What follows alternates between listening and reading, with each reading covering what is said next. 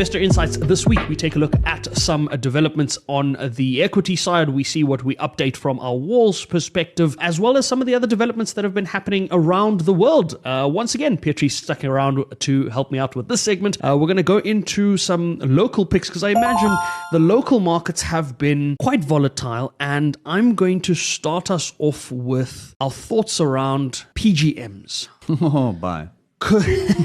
They're Next. just that's it. Any PGM counter you find, buy. If anyone is just tuning into our podcast for the first time, you'll notice a trend and a pattern. Petrie Redlinges is bullish on everything in South Africa. Buy everything. Keep buying as much as possible, and that is where he leaves it. That's what he said in the first conversation. That's what he said now. Should I give an explanation? That might be helpful. Yeah, let's go. Let's go. So I think that we've seen a bit of a drop off in the demand for electronic vehicles. Yes. EVs. I wouldn't call it a drop-off in demand. I'd call it a reality or realization. Perfect. A reality check, of the if fact. you will. Yes, a reality check of the fact that we're not going to implement this overnight. And some of the big car manufacturers were all like, "Oh, we're only going to make EVs by 2030." Absolutely. Suddenly going, "Wow, well, we're going to make hybrids. we're going to keep making these petrol engines." We're going to do They're hybrids. good. We'll include a fuel cell now, and that's exactly what's happened. Yeah. Yeah. So I think that the demand that has tapered off for catalytic converters, because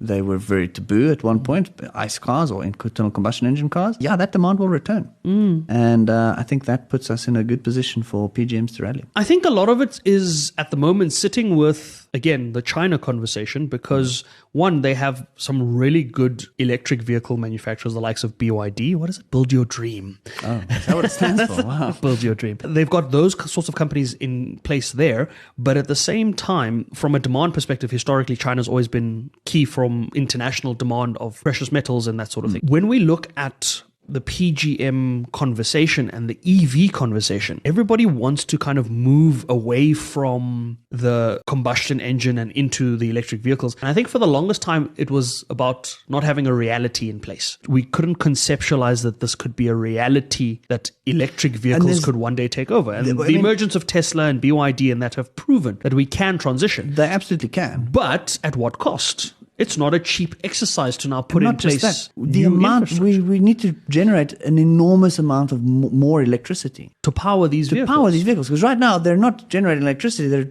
it's just good old fashioned forces, heat and movement and explosions and stuff. And there's internal combustion engines. These are tiny little contained explosions that we're harnessing to create motion. Get that from electricity. Our global energy production. Look, I guess technically it is energy production if you think of it that way. You're making torque and energy, but to get that from electricity, we have to triple the electricity supply. That's not an easy task. And the infrastructure you need to lay down. I mean, there's petrol stations everywhere. There aren't EV charging stations. You've got to get everywhere. EV charging stations. Absolutely.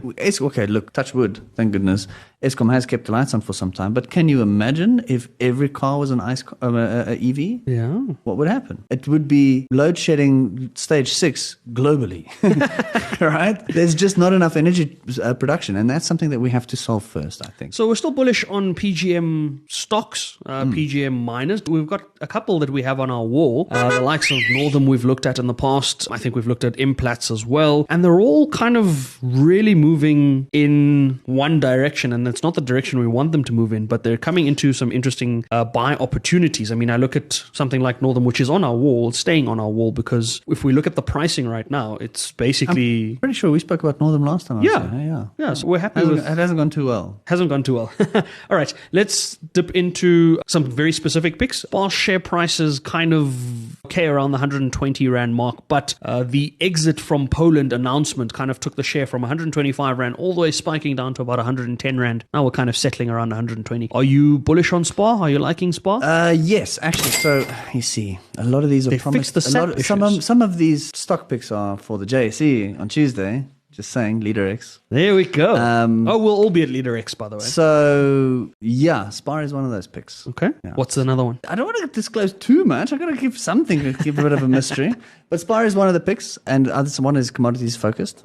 But Spar is definitely one of the picks. I think that Pick and Pay is in quite a bit of trouble. ShopRite's kind of eating everyone's lunch, if you will. And dinner. Spar is basically going through that process of kind of redefining itself and streamlining and cutting off the excess fat and kind of focusing on a bit of profitability. And I think that pays off for them. Introspection, yeah. Coming from a mindset of abundance. There we go. I think that they kind of reshaped themselves and they are well positioned to do well. I think that in general, our economy will start picking up as well. And this is going to be good for food retailers in general. People will trade up, right?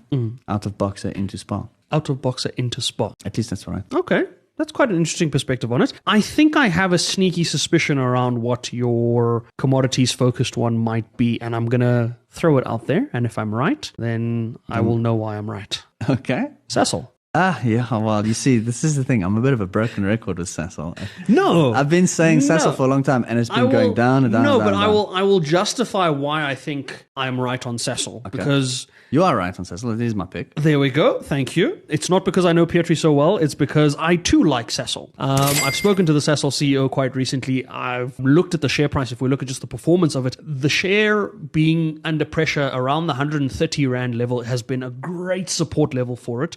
We very rarely see it dip below 100 Rand this year. And the last time it rallied from here, we kind of bumped up to like 170 Rand or quite effortlessly. They gave us numbers. The numbers might not be the greatest, but what we're forgetting is Sasol is such a big contributor in the South African landscape as an employer, as a taxpayer. Absolutely. I mean, I think when the research was done, and I had a conversation around this, was if Sasol were to be removed from the South African ecosystem in its entirety, we would lose around 30% of the jobs that we have, of the impact. Wow. They contribute that much by way of the contractors, the other things that happen. Too big to fail? Not too big to fail. Because then it's doomed. Anytime you say that, it goes the other way. Sasol's it's not that they're too big to fail. It's that, yes, they made some mistakes in Lake Charles in the Virginia project. They are going to probably have to clean up that chemicals business, potentially even look at selling that business. But Fleetwood Grobler has left Sasol as the CEO. He's parted ways with the business. The current CEO, the new CEO, Simon Baloyi, had been running the Secunda business for years. I don't know if there's anyone more in tune with the Sasol core business, the energy business, than that person. And in addition to that, he's still got a great team. He's just appointed a new CFO. When it comes down to South African companies, they are resilient and they do much better when they're under the right management and leadership. That's what we've seen in the past. Look at Absa versus FirstRand. Yeah. Very clear, very clear evidence. Look at, you know what I mean? So when the right team is there, and for me, I see that as Sasol or even look at ShopRite versus Pick and Pay. That's it. Sasol's not going anywhere. ShopRite's well run, so is Spar. Pick and Pay has been a bit neglected by management for the last decade or so, and it's almost dead now. See, so management team that can work under pressure, that knows their business. So I have a question for you. I agree mostly, but I have a question for you. So that Secunda plant is kind of the thorn in Sasol's side. Now, we saw that they had a concession from government to say, like, look, we will accept your plan in terms of going clean, because they had to do it was the emissions. It was the emissions calculation that was, and that is now, you want to say, sort of out of the way. They now have the blessing from government on that to continue as they originally planned. How much of an impact do you think that really has on them? Because it was almost like if they couldn't,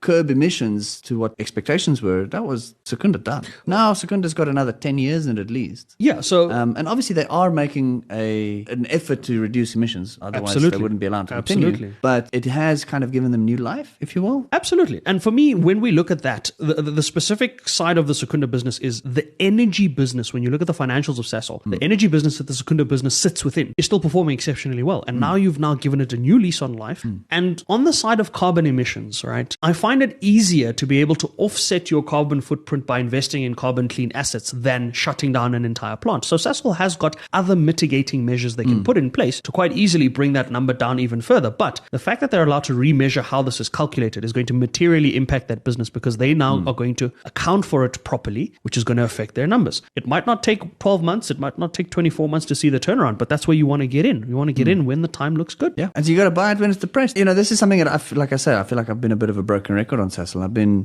calling Sasol for about a year and a half now, from double the price it is now. And I was like, you got to buy this thing. Well, if you didn't listen a year and a half ago, listen now, because you're getting a 50% discount. It feels a little like I can feel the egg running down my face. But, you know, at the end of the day, I think if you think from a long-term perspective, Sasol's been around for a mighty long time, longer than, you know, both of us have been alive combined. And they will continue to be around. And they're going to continue to be around. They're going to continue to be around. It's around. like Coca-Cola. They're not going anywhere. They're not going anywhere. But we've run out of time. So that's going to be our investor insights for the week. We'll leave it at that. Pietri, thanks as always for joining me. Thanks for coming through.